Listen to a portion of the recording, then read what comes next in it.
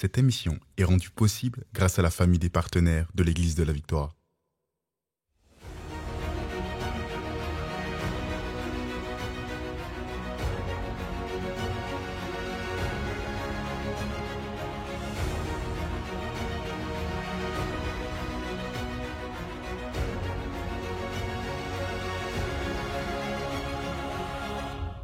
Bonjour tout le monde et bienvenue à l'émission Parole de foi. Ici le pasteur Joël Spinks.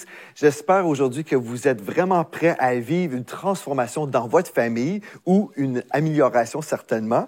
Si vous êtes déjà hyper bénis, bien je crois que la bénédiction va augmenter dans vos vies. Mais si vous avez des problèmes au niveau de vos enfants, si vous avez du mal à les élever dans les voies de Dieu, si vous ne savez pas exactement comment faire, bien vous êtes connecté à la bonne émission parce qu'aujourd'hui, je vais vous partager des choses de mon expérience, mais certainement, on va voir ce que la parole de Dieu nous dit sur comment élever nos enfants selon le cœur de Dieu.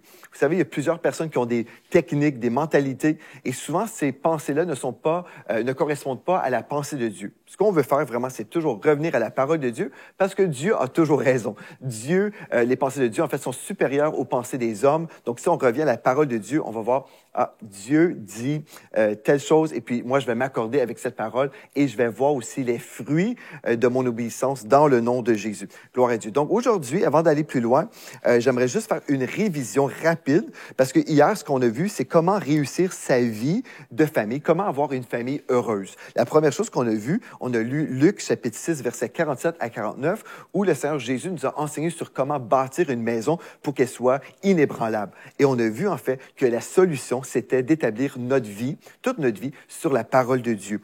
Concernant le couple, on a vu comment on devait valoriser, justement, le mariage.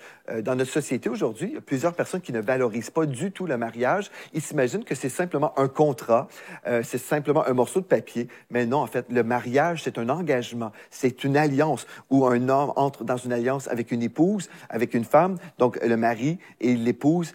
Et aussi, on a le Seigneur Jésus-Christ qui fait partie de l'union.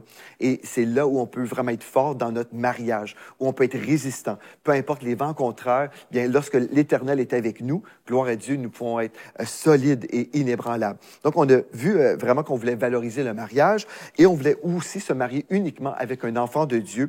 Comme j'ai mentionné, j'ai déjà passé beaucoup de temps à décortiquer ce passage qu'on a vu également, 2 Corinthiens 6, 14 à 16. Donc, 2 Corinthiens 6, versets 14 à 16. J'ai pris beaucoup de temps dans une série précédente sur les fréquentations. Donc, si vous avez des questions à ce niveau-là, pourquoi est-ce que c'est important que je me marie avec un croyant ou une croyante? Bien, vous allez voir ce texte-là décortiqué dans une émission précédente. Gloire à Dieu. Aujourd'hui, on veut parler aux parents et on veut vraiment savoir comment être un modèle pour nos enfants et comment élever nos enfants dans les voies de Dieu. Donc, si vous êtes prêts, on va juste prier, on va remettre cette émission entre les mains du Seigneur et on va s'attendre que l'Esprit de Dieu va nous montrer des choses, ou l'Esprit de Dieu va nous enseigner les voies, ses voies par rapport à nos enfants. Donc, Père éternel, on vient devant toi, Seigneur, aujourd'hui, et on veut juste te remercier pour ce temps qu'on peut avoir dans ta parole. On te remercie, Seigneur Dieu, parce que ta parole va encore transformer des vies aujourd'hui même. Alléluia, nous sommes dans la foi aujourd'hui, que ton Esprit nous enseigne toutes choses et on avance et nos vies sont transformées d'une façon glorieuse. On déclare également que nos familles reçoivent ta bénédiction, que nos familles vivent, Seigneur, une métamorphose, Seigneur Dieu, où toutes les choses qui étaient difficiles, les choses qui n'étaient pas selon ton cœur, mais ces choses disparaissent maintenant dans le nom de Jésus, comme on choisit de venir devant toi, Seigneur, comme on choisit d'honorer ta parole. Seigneur, nous croyons dans la puissance de ta parole et dans la puissance du Saint-Esprit qui va faire ce travail dans nos familles, dans le précieux nom de Jésus. Amen et amen. Gloire à Dieu, gloire à Dieu.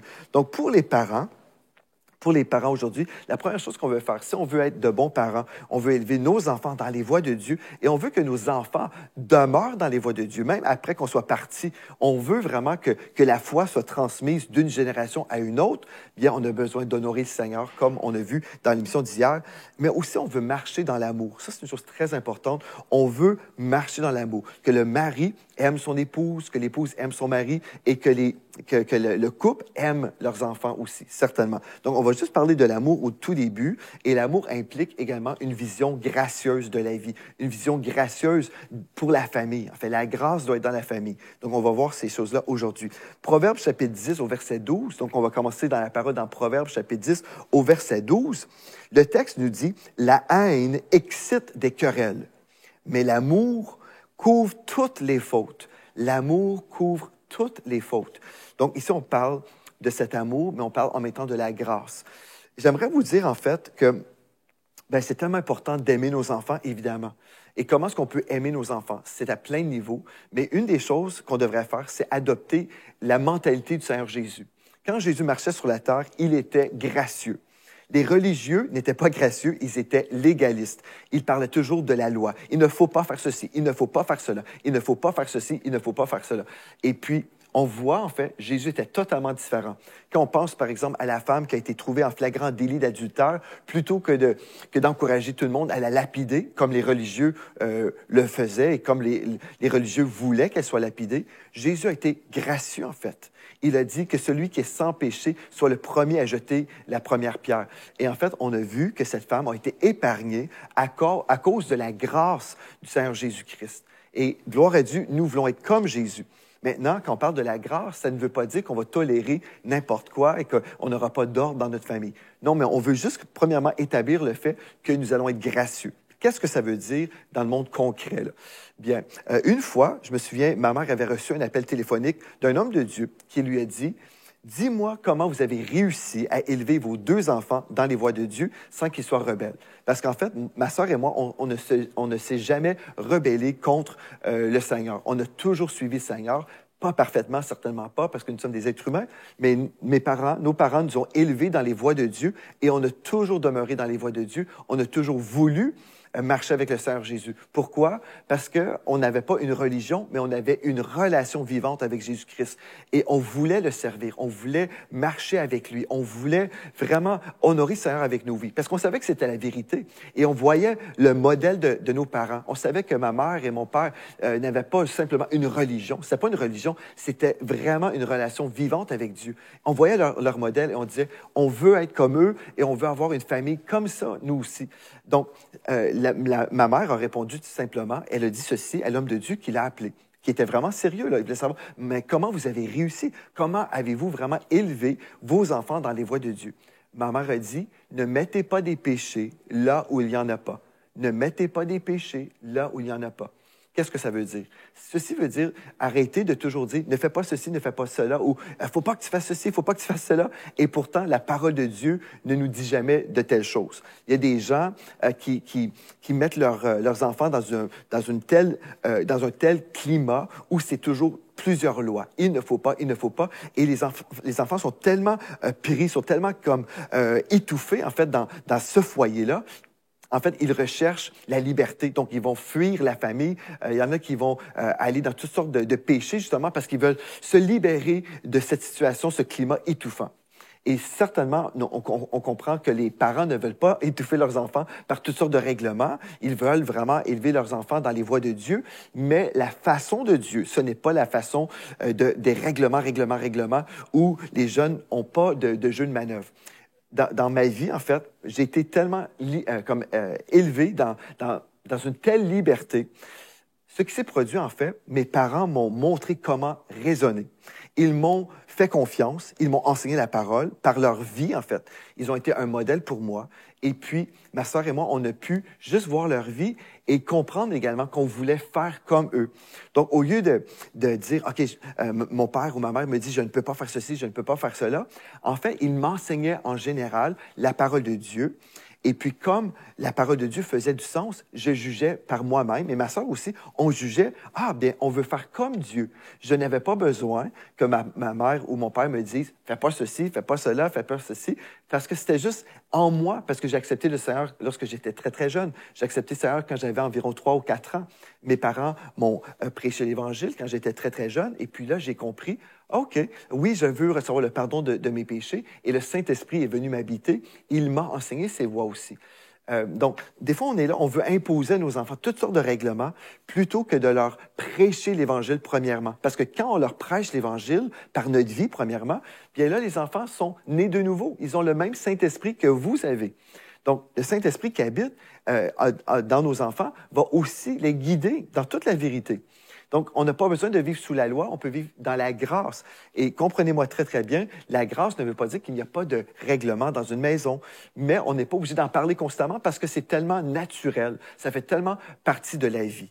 Donc ça, c'est une chose très importante. L'amour couvre toutes les fautes, parce que nous sommes dans la grâce et c'est tellement merveilleux. Où les enfants aussi le savent très, très bien, en fait, que leurs parents leur font confiance. Dans mon cas, par exemple, puisque j'ai été élevé dans un foyer où ma mère me disait souvent, « Tu es un leader, tu ne seras jamais influencé vers le mal parce que toi, tu es une influence. C'est toi qui vas influencer les gens vers le bien. » Donc, j'entendais ça toute ma vie. C'est toi l'influence. Toi, tu es un leader. Ma mère ne disait pas, par exemple, « Ah, ben non, je veux pas que tu fumes, je veux pas que tu boives de l'alcool, je veux pas que tu fasses ces choses-là. » Elle n'avait pas besoin de me dire ces choses-là parce qu'elle me disait toujours les choses positives que j'étais pour faire. Donc, j'entendais tout ça. Et mon père aussi était derrière elle. Et puis, mon père aussi renchérissait avec des paroles d'encouragement et de soutien et de support. Donc, ça, c'est une chose tellement importante. Donc, on veut aimer nos enfants comme Jésus aimait les gens.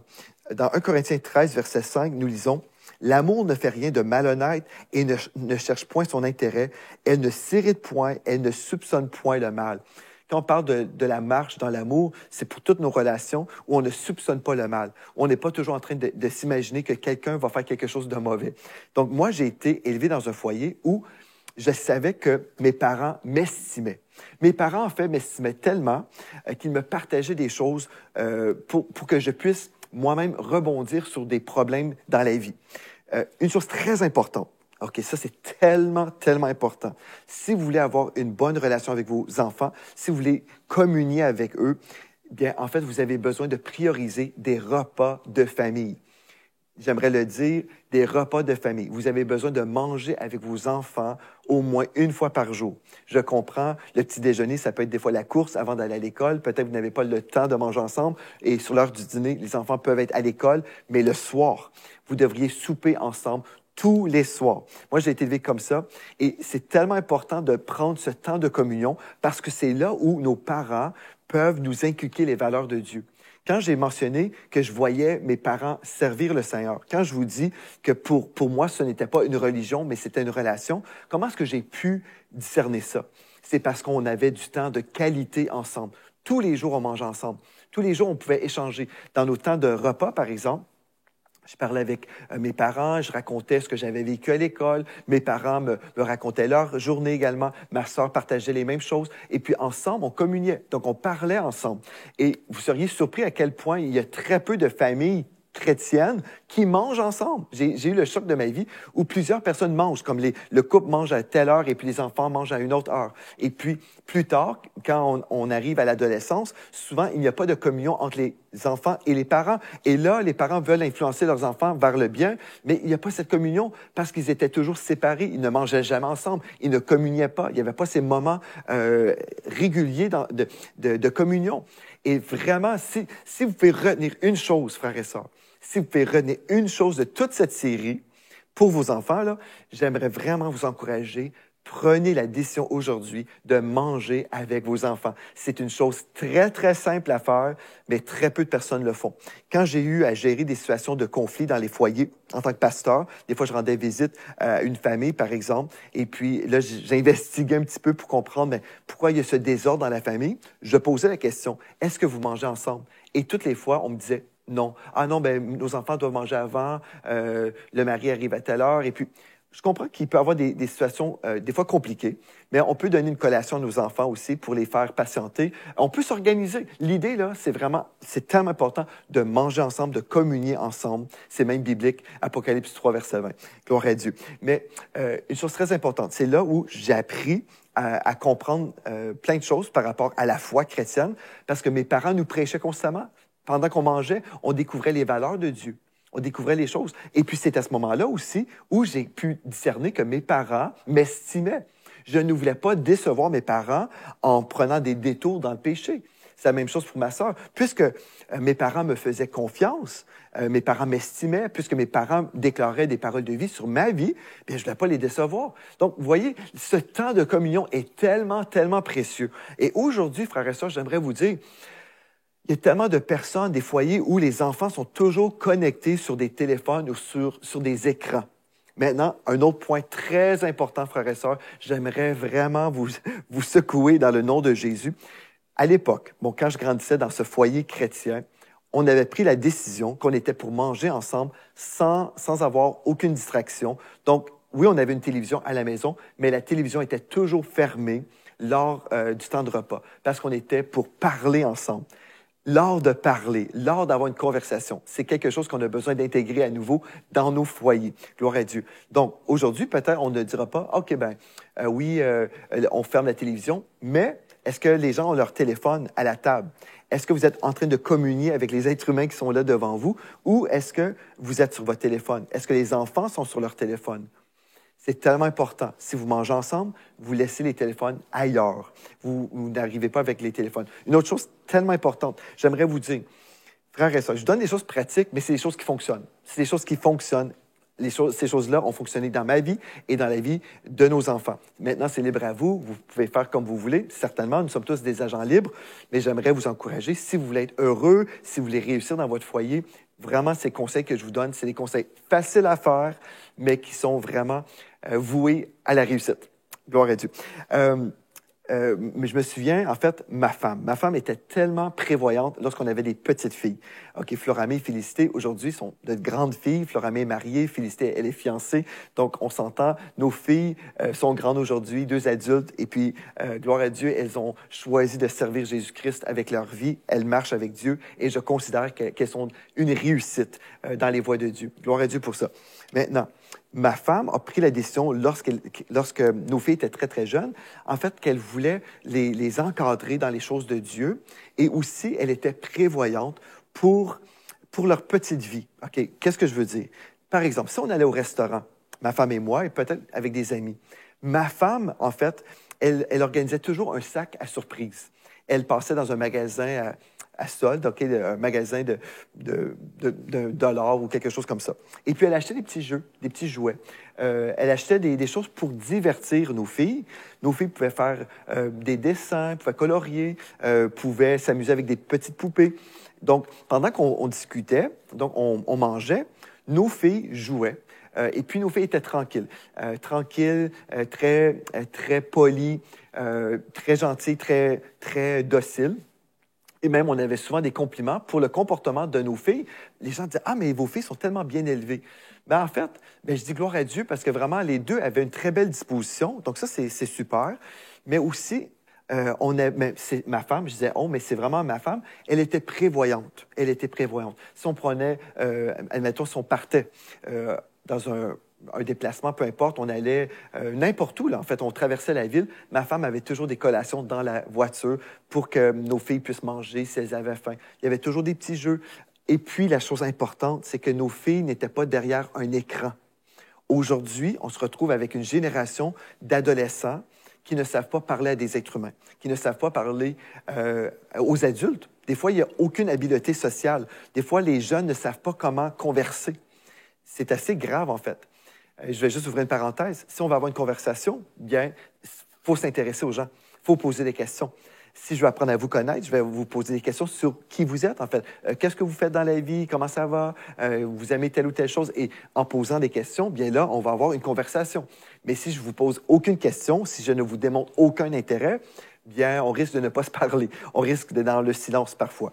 Mais des fois, ce que je retrouve aujourd'hui, on retrouve une génération d'adolescents qui sont souvent dans le silence total. Ils n'ont aucune habileté sociale. Pourquoi? Parce qu'ils étaient toute leur vie derrière un écran et puis ils n'ont pas appris même à parler aux adultes.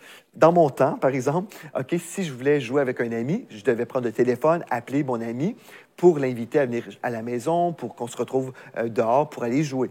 Donc ça, c'était dans ma jeunesse. Bon, ce qui pouvait se produire, peut-être le père ou la mère répondait au téléphone. Donc, je devais parler avec monsieur, madame. Est-ce que je peux parler avec mon ami? Donc, j'avais une interaction humaine avec des parents même. Aujourd'hui, ce n'est pas forcément le cas. Les jeunes peuvent s'envoyer des textos et puis il n'y a pas de communion avec plusieurs êtres humains qui existent sur la planète. Je vous dis des choses très pratiques. Mes frères et sœurs, je vais vous encourager. Si vous sortez vos enfants, OK, dans un restaurant, prévoyez autre chose que votre téléphone. Prévoyez autre chose que votre téléphone. Ce n'est pas un péché, je ne dis pas que c'est un péché, mais ce que je suis en train de vous dire, c'est que vos enfants ont besoin ils ont besoin de se développer sur le plan social. Et ils peuvent aussi se développer en jouant, en faisant des dessins, en faisant des bricolages, même au restaurant. En jouant, c'est tellement important qu'ils puissent s'extérioriser et apprendre à parler même. Vous savez, il peut y avoir même des retards au niveau du langage. Des fois, il y a des retards parce que les jeunes sont tellement laissés à eux-mêmes avec des téléphones. C'est vraiment dommage. C'est vraiment dommage. Donc, je vous donne des conseils. Donc, le premier conseil, mangez ensemble tous les jours. Manger ensemble tous les jours, c'est là où vous allez pouvoir déverser sur vos enfants vos valeurs, ce que vous croyez, ce que la parole de Dieu dit. Vous allez pouvoir leur prêcher la vérité constamment sans que ce soit une prédication. Vous savez, il y a des foyers chrétiens qui ont décidé, on va avoir une soirée par semaine où on va avoir le culte familial. Bon, ils se disent, on va lire la parole de Dieu ensemble. Le père, par exemple, peut prendre un passage de la parole et prêcher à la famille. On a déjà essayé ça chez mes parents, OK, dans mon enfance, le culte familial. Ma sœur et moi, en fait, on détestait ça. On n'aimait pas ça. Et mes parents ont rapidement compris qu'on n'aimait pas ça. Je ne sais pas pourquoi, on ne trouvait pas ça très agréable. On n'aimait pas ça. Donc, mes parents ont arrêté tout ça. Mais on l'a vécu constamment toute ma vie. Toute ma vie, en fait. Tous les repas, c'était là où mes parents nous parlaient de la parole de Dieu. C'est là où on apprenait toutes les choses qu'on a pu vraiment s'approprier comme étant la vérité. C'est lors des repas. Donc, mes parents nous parlaient. Aussi, on apprenait des choses qui se passaient dans le monde réel, des défis. Et là, mes parents nous posaient des questions. Mais toi, qu'est-ce que tu ferais dans telle situation? Qu'est-ce que tu penses de telle situation? Mes parents valorisaient notre opinion. Donc, on avait un droit de parole. On pouvait dire, ah ben moi, je pense que je ferais ceci. Et là, mes parents pouvaient aussi nous reposer des questions pour voir est-ce qu'on a vraiment bien réfléchi. J'ai vraiment eu des très bons parents, des parents remplis d'amour, des parents qui aimaient le Seigneur, des parents gracieux, gloire à Dieu, et des parents qui nous valorisaient. Et je pense que c'est une chose vraiment importante. Et je peux vous dire, ma femme, Pasteur Mathilde, c'est une femme de Dieu extraordinaire que vous connaissez ici à l'Église de la Victoire, mais c'était aussi une maman, et c'est encore une maman, mais pour nos petites filles, là, c'était une maman tellement extraordinaire, elle était tellement prévoyante, elle prévoyait parfois même pour d'autres enfants, parce que des fois, les parents ne pensaient pas aux choses que ma femme pensait. Elle prévoyait des fois des petits sandwichs supplémentaires pour les amis. Elle était tellement prévoyante. Et puis, je sais que mes filles ont été élevées dans un foyer aimant, un foyer où la maman pensait aux choses. Et puis, on a tellement vécu des très belles choses dans notre famille. Et puis, je dis gloire à Dieu pour le résultat. Et aujourd'hui, je veux vous dire, c'est possible pour vous. Maintenant, ça va peut-être vous coûter quelque chose aujourd'hui au niveau de vos échanges avec vos enfants. Si vous décidez, OK, dorénavant, quand on va au restaurant, on ne va pas abandonner nos enfants sur Internet, sur un téléphone, mais là, on va apporter des livres à colorier, des choses comme ça. Peut-être qu'il va y avoir une résistance au début, mais si vous parlez, vous dites, en fait, moi, là, je veux vraiment que tu puisses t'épanouir, je veux que tu grandisses, je veux que tu fasses des dessins, je veux que tu joues.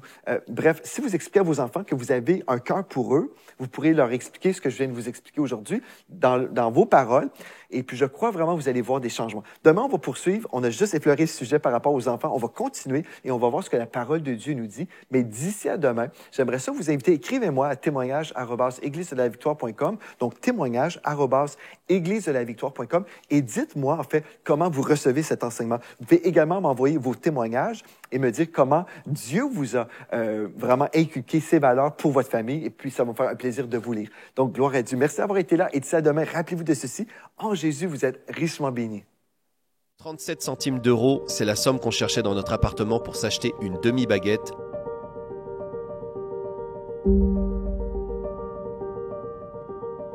Alors qu'on était jeunes mariés et qu'on venait d'avoir un enfant, on vivait en cité HLM.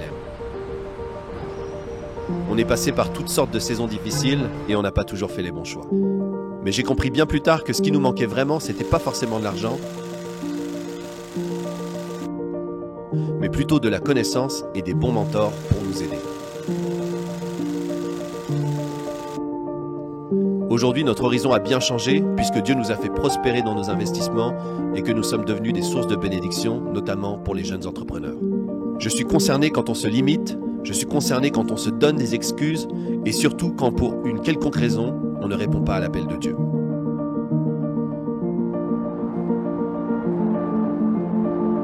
C'est pourquoi je vous invite à vivre une expérience mémorable. Né pour réussir, c'est bien plus qu'un livre, qu'un podcast ou qu'une formation. C'est un programme de transformation.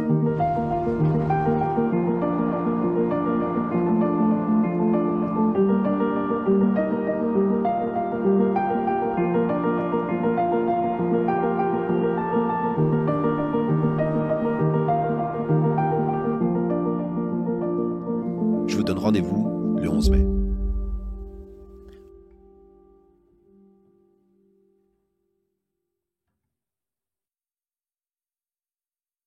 Vous êtes bénis par les messages révolutionnaires de l'Église de la Victoire. Prenez part à cette œuvre qui transforme des milliers de foyers en visitant dès aujourd'hui semer.ca. Devenez un partenaire mensuel ou un bâtisseur ou paramétrez vos dons de façon automatique en toute discrétion et sécurité. 100% de ce que vous semez sert à annoncer l'Évangile. Merci de croire avec nous. Semer.ca